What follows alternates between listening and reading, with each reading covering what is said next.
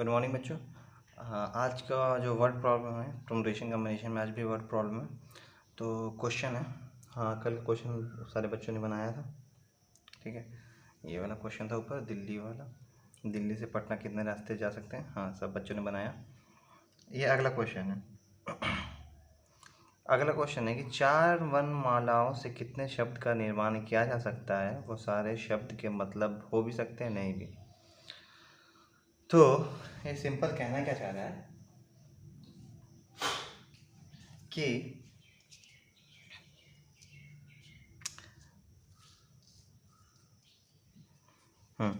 ये कहना क्या चाह रहा है कि नोज एक शब्द दिया हुआ है, ठीक है, एक लेटर दिया हुआ है, और उस मतलब इस 4 शब्द से और भी मतलब निकालना। जैसे कि देखो, नोज है तो दूसरा हो सकता है ईसोन, मतलब इसी 4 का वर्ड का यूज़ किया है। तीसरा हो सकता है एसीओन, ऐसा कुछ कुछ कुछ कुछ कुछ, ठीक है। मतलब निकले ना निकले कोई मतलब नहीं, उसको शब्द बनाना है, ठीक है।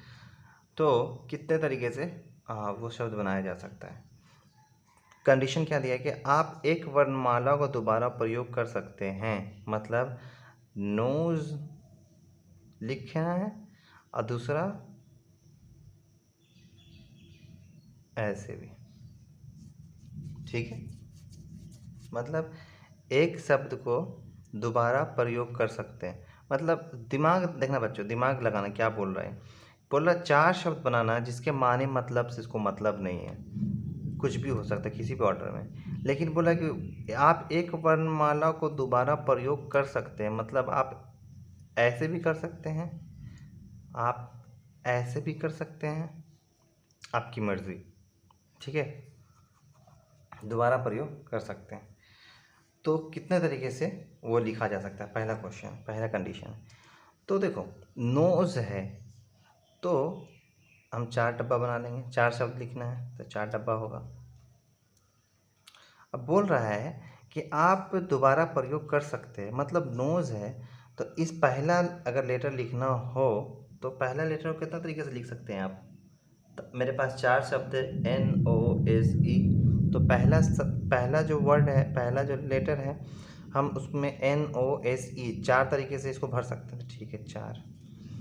फिर गुना, अब इसको कितना तरीके से भर सकते हैं, तो बोलना कि रिपीटेड अलाउ है, मतलब NOSE यहाँ यूज़ किया तो वो NOSE यहाँ भी यूज़ कर सकते हैं, वो NOSE यहाँ भी यूज़ कर सकते हैं, वो NOSE यहाँ भी यूज़ कर सकते हैं, मतलब ESON यहाँ भी, यहाँ मतलब सब में यूज़ कर सकते हैं। तो हो गया 4 गुने 4 गुने 4 गुने 4 टोटल 256। दूसरा क्वेश्चन क्या बोल रहा है, दूसरा कंडीशन क्या बोल रहा है कि आप एक वर्णमाला में को दोबारा प्रयोग नहीं कर सकते, मतलब पहला वर्ड को कैसे भर सकते हैं, तो NOSE 4 तरीके से। दूसरे वर्ड को कैसे भर सकते हैं, तो एक बात बताओ, यहाँ पे इस चारों में से एक ठो भरा गया, अब यहाँ पे जो इसमें भरा गया है इसमें यूज नहीं कर सकते, मतलब इस चारों में से कोई एक नंबर इसमें भरा चुका है। जब 4 तरीके से भर रहे हैं तो एक कोई नंबर भरा चुका है ना। तो अब इसमें बचा 3, इसमें 2, इसमें 1, समझना।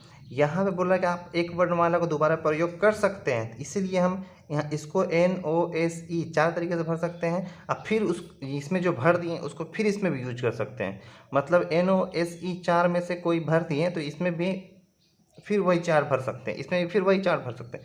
लेकिन यहाँ क्या बोल रहा है कि दूसरा क्वेश्चन बोल रहा है कि प्रयोग नहीं कर सकते हैं दोबारा, अगर जो भर दिए, तो जो भर दिए हैं तो एक एक घटता चला जाएगा। तो इसको कहा जाए 4 12 2 24। क्लियर है?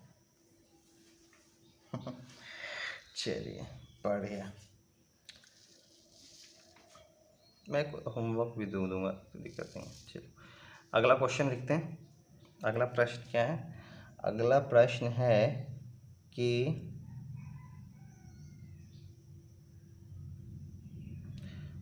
100 और 1000 के बीच 3 अंकों वाली कितनी संख्या है। ठीक है।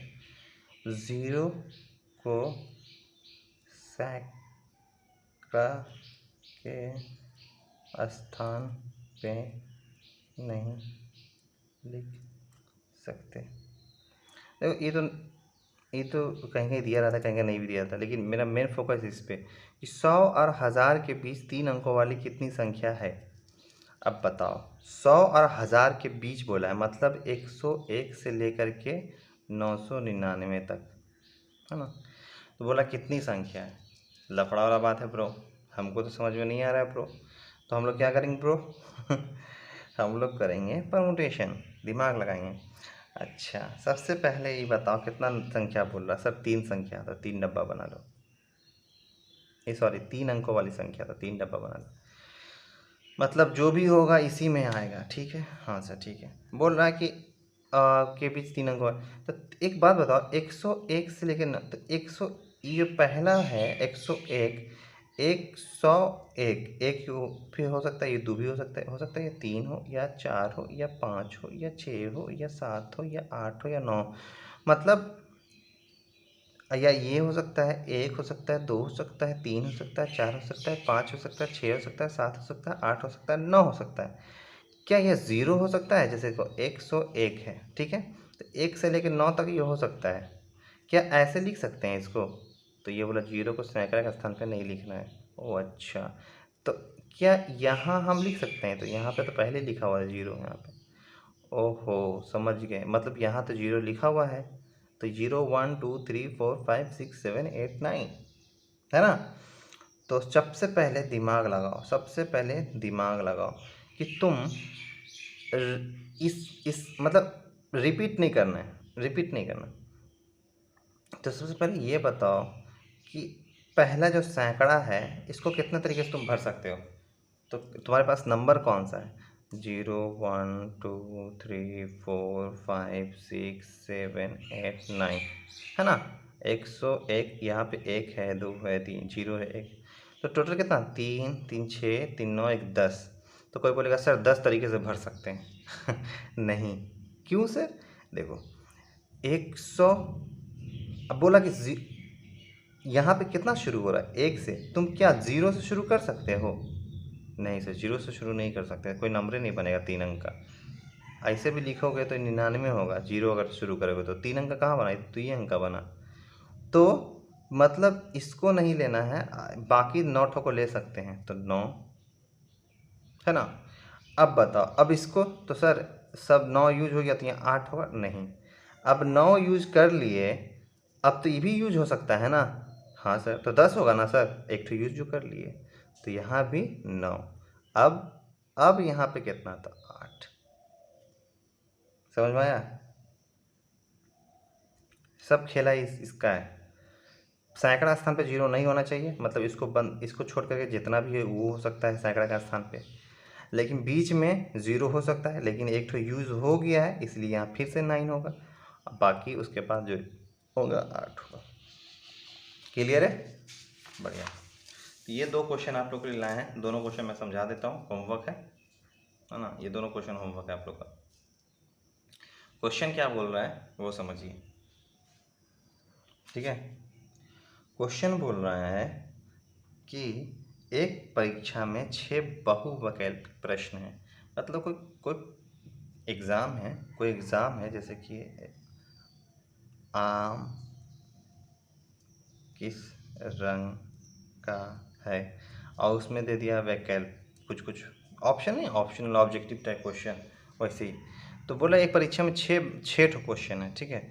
जवाब देने के सारे तरीकों में बताया गया है कि अगर पहले 3 प्रश्न का 5 विकल्प है और अगले 3 प्रश्न का 4 विकल्प, तो ये बोल रहा है ना कि जो 6 क्वेश्चन है ना उसमें 3 जो प्रश्न हैं उसमें 5 ऑब्जेक्टिव है, मतलब एक क्वेश्चन का 5 ऑप्शन है, और अगले 3 प्रश्न मतलब अगला 3 क्वेश्चन का ना 4 ऑप्शन है, मतलब पहले 3 का 5 ऑप्शन है, अगले 3 का 4 ऑप्शन है। तो बोला कि तुम कितने तरीके से जवाब दे सकते हो उस प्रश्न का, उस 6 प्रश्न का।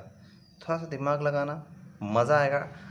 डब्बा बना लेना ज़्यादा बेहतर है। कितना क्वेश्चन है? 6 क्वेश्चन है, तो डब्बा कितना बनेगा? 6 ठो। चलो हम हिंट्स दे दिए। चलो अगला क्वेश्चन, अलग अलग अंकों से 9 अंकों वाली कितनी संख्या बनाई जा सकती है। हम क्या बोले, अलग अलग अंकों से, तो टोटल अंक कितने हो गए, टोटल अंक हो गए 10। अब कैसे हो गए, दिमाग लगाना, मैंने अभी हिंट्स दोनों का दिया है। तो ये दोनों आपका होमवर्क है, बनाइएगा। मज़ा आ रहा हो सब्सक्राइब कीजिएगा, लाइक ज़रूर कीजिएगा बच्चों। और मैं कल भी परमुटेशन का शब्द वाला ही कराऊंगा, 2-3 दिन कराऊंगा मैं, कि जब तक आपका परमुटेशन अच्छे से समझ में ना आ जाए मैं आगे बढ़ूंगा नहीं, ठीक है। क्या कि बहुत सब टफ समझ के इसको छोड़ देते हैं, इसलिए पढ़ना ज़रूरी है। थैंक यू बच्चों।